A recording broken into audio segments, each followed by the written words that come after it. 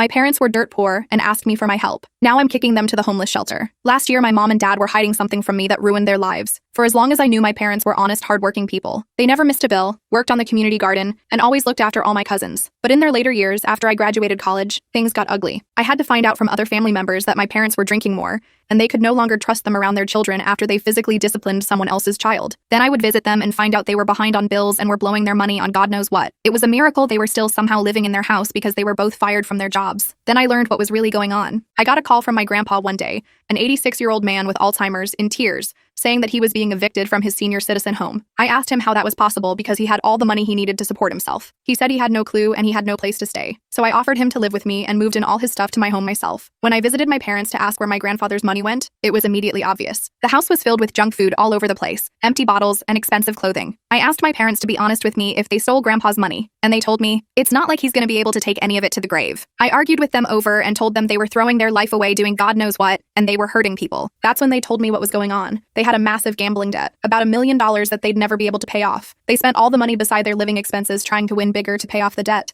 but they only lost more and more. I told the two of them that they had a gambling addiction that needed to be taken care of. They agreed, and I foolishly believed they would actually try to change. I moved in with them for a bit to take care of everything. I cleaned up their home for them, paid off whatever bills I could, and held onto their credit cards and whatnot so they couldn't spend anything. For the first 2 months, I could see they were actually trying to get their lives fixed. They started working at a grocery store to get back on their feet, and they were using their employee discounts to get groceries. It finally seemed like my parents were going to get back to how they used to be. I figured that on month 3, I'd get them a little something to congratulate them on their 3-month sobriety achievement. But when I went to buy a cake, at the register, my credit card declined. I tried another card. Declined. Another. Declined. Every single card in my purse was completely declined. Keep in mind, I have 3 cards that have limits of $50,000. When I got back home, my parents acted completely normal, like they didn't steal over $250,000 from me.